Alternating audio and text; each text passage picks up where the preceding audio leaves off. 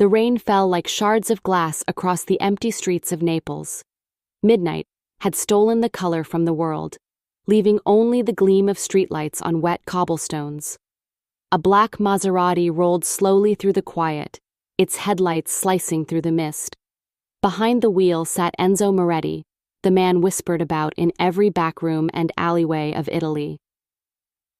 To most, Enzo was a ghost, the kind of man who appeared only when debts were unpaid or loyalty was broken. He had built his empire with discipline, not chaos, silence, not screams. Yet tonight, his eyes, sharp, cold, and tired, caught something that did not belong to his world. Near a crumbling wall, half hidden by the shadows, a woman lay motionless. Her dress was torn, soaked through.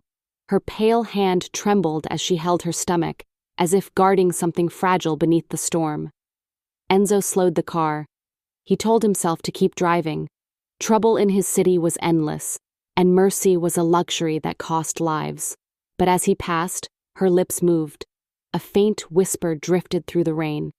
"Please." Enzo stopped. For a long moment, he sat still, the engine humming softly. Then, with a quiet sigh, he stepped into the rain. The woman's eyes fluttered open, blue, hollow, and afraid. Her face was bruised, her body weak. When Enzo knelt beside her, she tried to crawl away, too scared to speak. "I won't hurt you," he said, his voice deep and even, but it didn't sound like a promise she could believe. His right-hand man, Luca Romano, ran up from the car, umbrella in hand. "Boss, leave her. We don't know who she is." Enzo looked at the woman again. She couldn't have been more than 25. Her lips were turning blue, her fingers clinging to her stomach as if protecting a life inside. "Get her in the car," he ordered. "Boss, now." Minutes later, she was wrapped in a coat, lying in the back seat, whispering in broken Italian, "Thank you. Thank you." They brought her to Enzo's villa on the hill, a fortress of stone and silence. The family doctor arrived within the hour, pulling Enzo aside after checking her pulse. "She's malnourished, exhausted, pregnant, 7 months, maybe 8. Enzo nodded once, his jaw tight. The doctor hesitated. "There's more.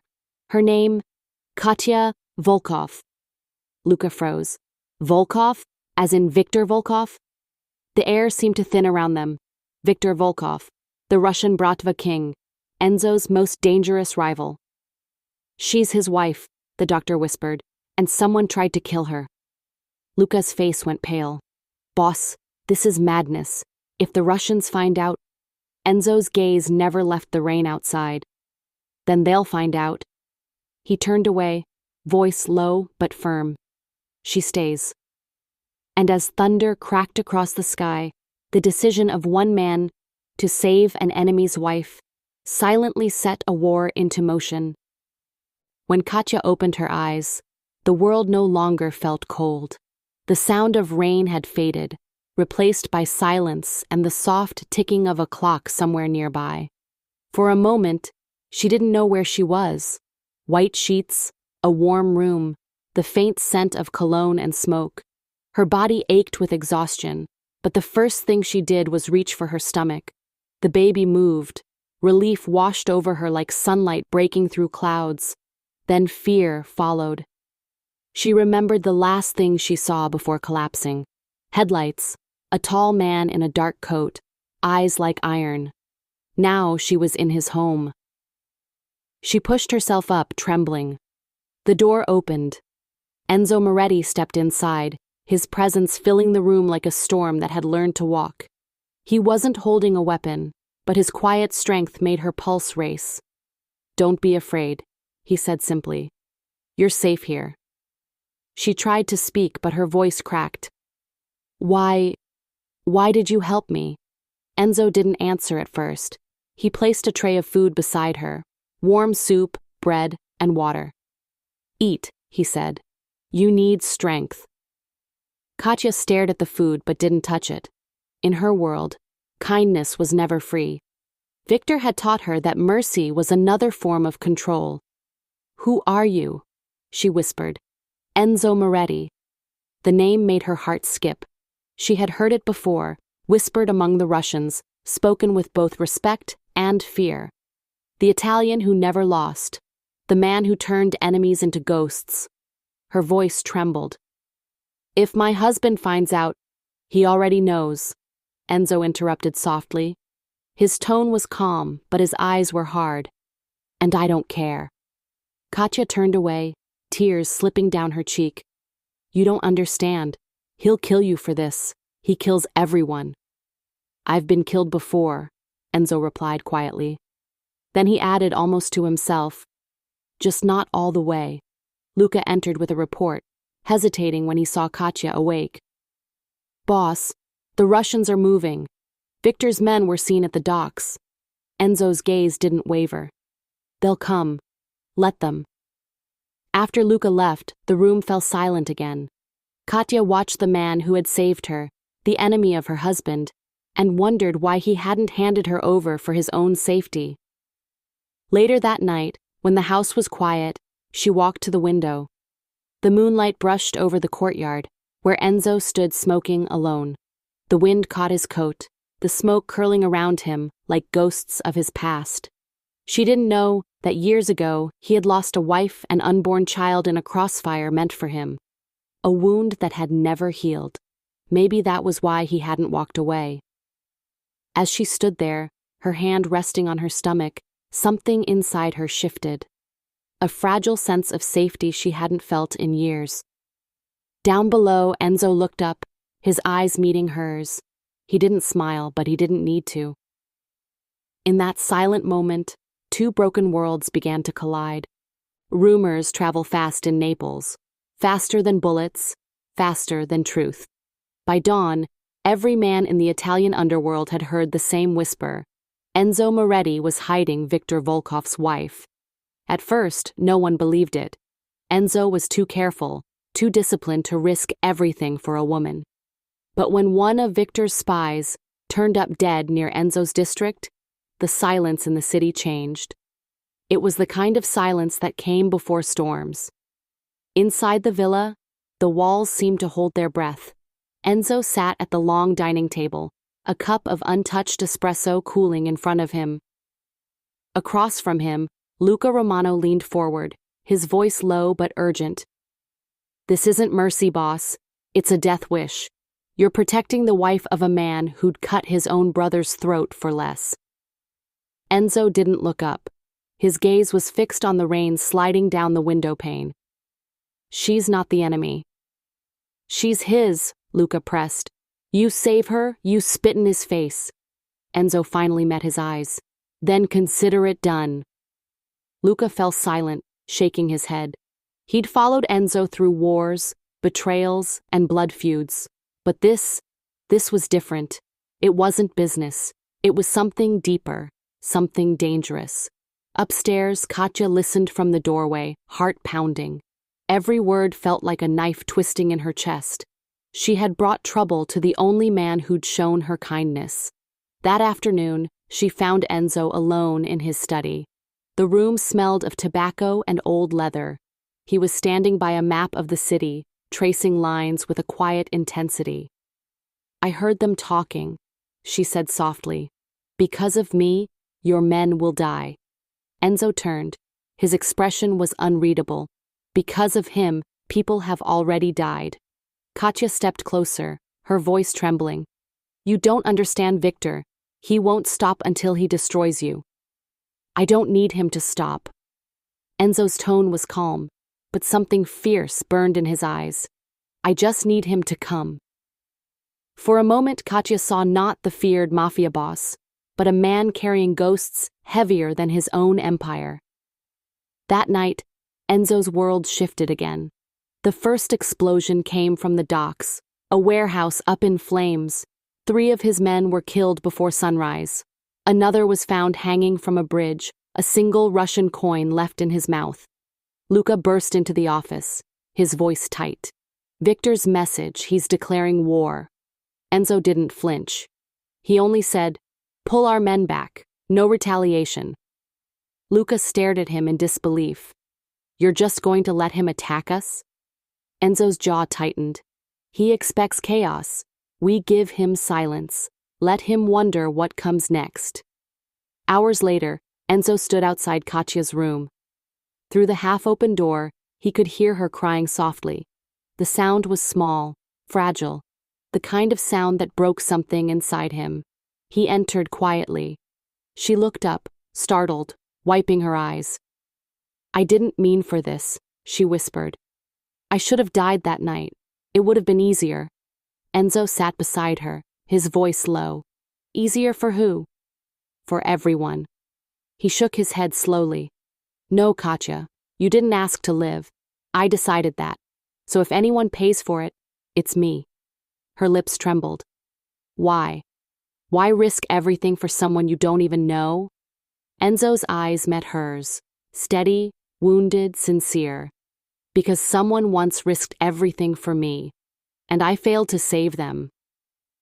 For a moment neither spoke. The air between them felt heavy, not with fear, but with something neither understood yet.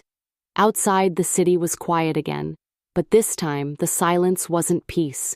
It was warning. Somewhere in the dark, Viktor Volkov's men were already watching, waiting for the moment to strike. And Enzo knew, the next time they came, they wouldn't be sending messages. They'd be coming for blood. Days turned into a fragile kind of calm, the kind that hides danger beneath still waters. Enzo's men patrolled the villa grounds day and night, shadows moving through the gardens like ghosts. Inside, the walls seemed to listen to every breath. Katya tried to live quietly. She helped the housekeeper, spent hours reading by the window, and took slow walks through the courtyard with her growing belly. But the peace was thin, trembling at the edges. She knew it couldn't last. One morning, as Enzo studied a shipment report in his office, Luca Romano entered with a folded letter. His face said more than words. It came through one of our informants, he said. A message from Moscow. Enzo unfolded it carefully. The handwriting was sharp, deliberate. We end this face to face. Midnight. The old pier. Come alone. At the bottom, Viktor Volkov's name was written in red ink, a signature meant to bleed. Luca spoke quickly, his voice tight. It's a trap. He wants your head on a pier. Enzo nodded slowly. Of course he does. So we ignore it. Enzo's silence was the answer. Boss, Luca said again, stepping closer. Don't do this. He'll have snipers, explosives, every trick in the book. You go there, you die. Enzo finally looked up. His eyes were calm, but beneath them burned something ancient. The look of a man who had already made peace with death. If I don't go, he'll send his men here. She and the child will pay for it. Luca's jaw clenched. Then let me go instead. No. Enzo's tone left no room for argument. This ends with me. When night came, the sky hung low and heavy over the bay. Fog crawled across the old pier, wrapping the wooden beams in pale mist. Enzo arrived alone, dressed in black, footsteps echoing faintly over the wet boards. He could feel eyes on him, the scent of salt and oil mixed with the metallic tang of danger. From the shadows, Viktor Volkov stepped forward, tall, broad-shouldered, his expensive coat glistening with rain. A scar ran from his cheek to his neck, pale against the dark. Enzo Moretti, he drawled, his Russian accent curling like smoke. The saint of Naples, the man who thinks saving my wife makes him noble. Enzo said nothing. His hands were steady at his sides. Viktor smiled coldly. Tell me, Italian, when she cries your name, do you feel like a hero? Do you think she'll ever love a man who killed her world? Enzo's voice came out low, even. I don't want her love. I want her to live. Viktor's smile vanished. Then you'll die for it. The sound of gunfire split the fog. Enzo dove behind a crate as bullets ripped through the pier. He returned fire, each shot precise, calm, controlled. 2 men went down before he was grazed across the shoulder. The ambush had begun, and he had expected it. In the chaos, Victor's laughter echoed. "You can't save her, Moretti. You'll lose everything for nothing." Enzo moved like a shadow through smoke, closing the distance until they were face to face. He pressed his gun against Victor's chest. "Then I'll lose it on my terms," Enzo said quietly. Before Victor could speak, a car engine roared nearby, Luca's voice shouting from the distance. "Boss! They found the villa!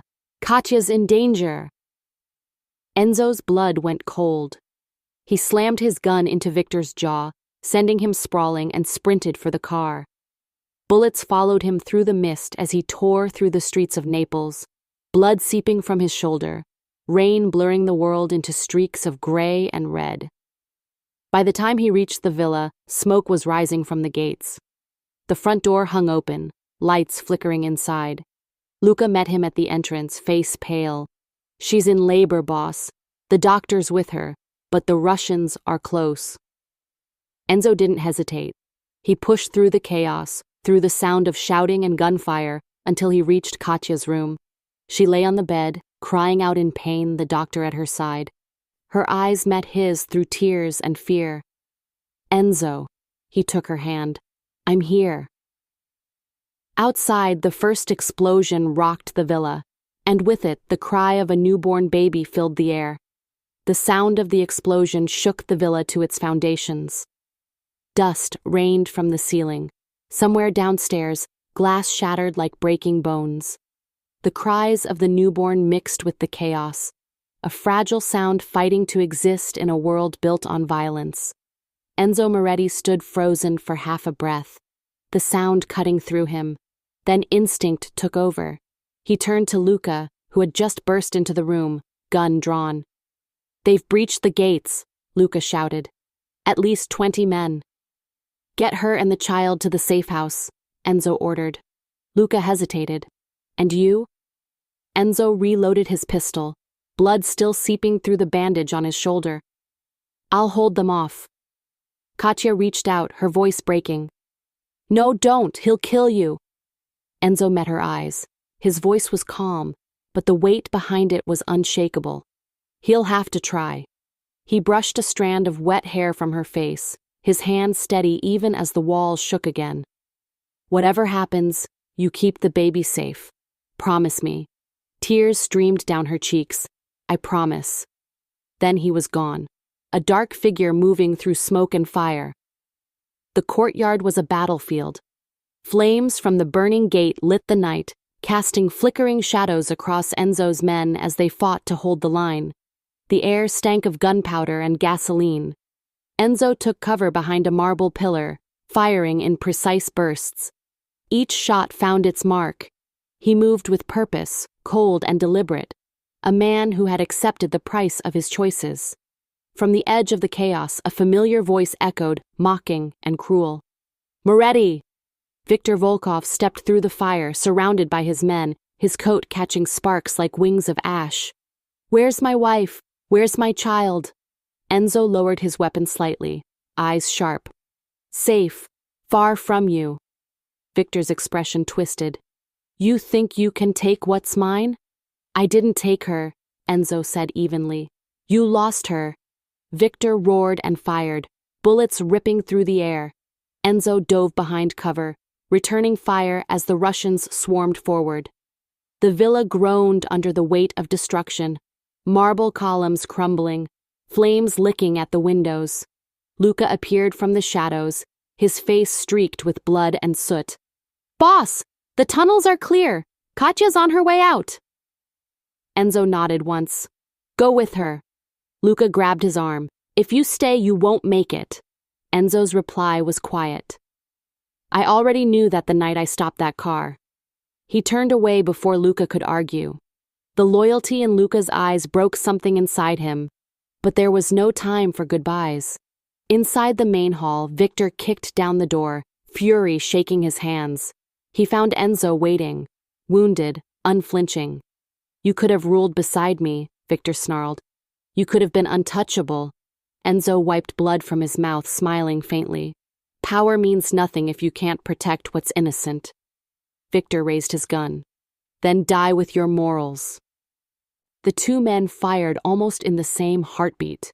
The sound was deafening. Victor staggered, clutching his chest, eyes wide with disbelief. Enzo fell to one knee, a red bloom spreading across his side.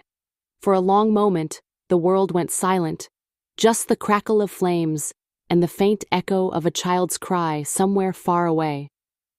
Enzo dragged himself to the window, breathing hard.